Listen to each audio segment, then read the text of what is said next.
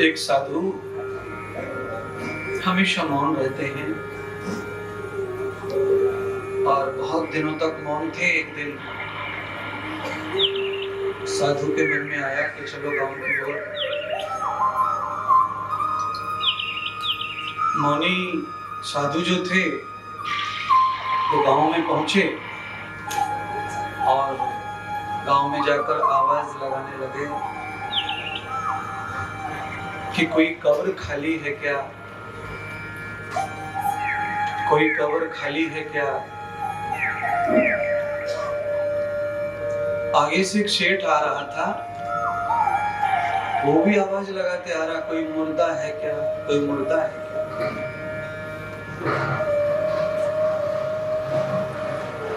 साधु ने कहा, हाँ मैं मुर्दा हूं, मुझे कब्र चाहिए। सेठ ने कहा कि कब्र है, चलो। सेठ का बहुत बड़ा घर था और आप जानते होंगे पुराने जमाने में अनाज रखने के लिए वो गड्ढा सब खोदते थे जमीन में। बनिया बहुत मालदार था, तो उसने घर के पीछे के हिस्से में उसने एक कमरे में जो है वो खत्ती खोद रखी थी अनाज रखने की। साधु से कहा, महाराज देखो ये कब्र है, अभी हमारे कोई काम की नहीं है, आप मुर्दा हैं तो आप इसमें निवास करो।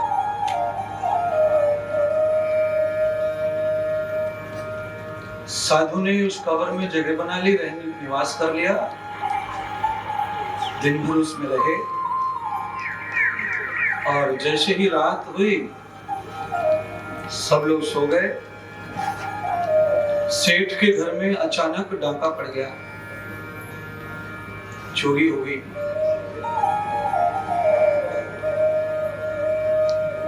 महात्मा चोरों को आते हुए भी देखा, चोरी करते हुए भी देखा, और चोरी का माल वो कहां ले गए हैं, कहां छुपाया है, वहां तक महात्मा ने देखा।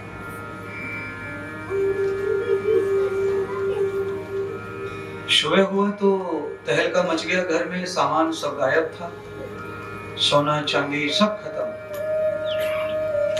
सब रोने लगे, है तौबा मच गई। महात्मा को पता चला, उन्हें तो मालूम ही था कि ये सब रो रहे हैं। महात्मा ने अपना मौन तोड़ दिया और कहा, सुनो, रो मत, तुम्हारा जो चोरी हुआ माल है वो मिल जाएगा। सभी लोग चरणों में गिर पड़े महात्मा के और कहा, महाराज कहाँ मिलेगा, कौन ले गया। तो कहा, जाओ जंगल में फलाना कुआं है, उस कुएं के बगल में तुम्हारा माल गड्ढे में दबा पड़ा है। सब लोग गए बनिया वगैरह और वहां पहुंचे। कुआं के पास में जैसा का तैसा माल मिला, क्योंकि बाबा ने रात में देखा था चोरों को गाड़ते हुए। बनिया जो है लौट के आए हैं, बनिया बहुत खुश थे, सभी खुश थे, माल मिला तो। पर जैसे ही बनिया बाबा के पास आया तो बनिया बाबा के पास में आकर के रोने लग गया। बाबा ने कहा कि भाई चोरी का माल मिल गया, आप क्यों दुखी हो। बनिया कहता है, माल मिला उसकी तो खुशी है, पर दुख इस बात का हो रहा है कि मुर्दा जिंदा हो गया, मुर्दा जिंदा हो गया। महात्मा मुर्दा बन के आया था, मुर्दा जिंदा हो गया, इस बात का दुख है। महात्मा ने कहा कि ये तुम्हारा भ्रम है कि मुर्दा जिंदा हो गया, इसलिए मुर्दे ने जिंदे से कहा, मुर्दे ने जिंदे से कहा कि तू भी आ जा यहाँ। बनिया ने कहा, मैं नहीं मरना चाहता, मर के क्या मिलेगा। बाबा ने कहा कि मुर्दा हमेशा पार होता है और जिंदा हमेशा डूबता है, इसलिए पार होना है तो मरना पड़ेगा।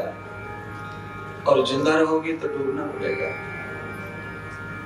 बनिया की बात समझ में नहीं आई। तब महात्मा कहते हैं कि मुर्दा पार होता है, अर्थात जिसने अहंकार को मार लिया वो पार हो जाता है, और जिसका अहंकार जीवित रहता है वो संसार में डूब जाता है। इसीलिए हमको मुर्दा बनकर के भव पार करना है तो अहंकार को मारना है, अज्ञान को मारना है, अंधविश्वास को मारना है, पाखंड को मारना है, अनीति कुरीतियों को मारना है, अनर्गल असत्य को मारना है और मुर्दा बनकर के भव पार होना है।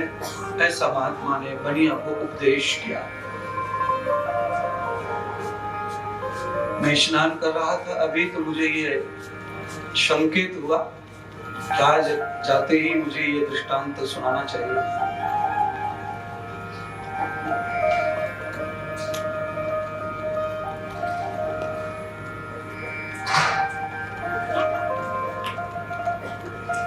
आप सभी जानते हैं वैसे तो तैरना कोई कितना भी जानता हो पर समुद्र पार कर सकता। हम लोग तैरना जानते हैं तो क्या पार कर सकते हैं? ज्यादा से ज्यादा नदी, तालाब, सरोवर, समुद्र पार नहीं कर सकते। और समुद्र का शास्त्रीय नाम है भव, उसको भव सागर कहते हैं। अब भव सागर को तैरने वाला भी पार नहीं कर सकता, कठिन ये है।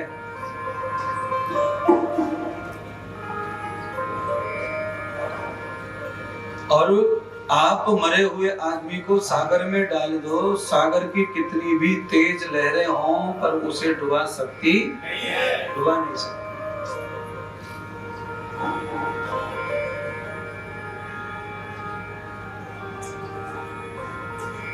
अहंकार जिनका मर गया अब सागर से तैर जाते बिना पुरुषार्थ के, बिना परिश्रम के, बिना किसी उद्योग के, प्रयोग के,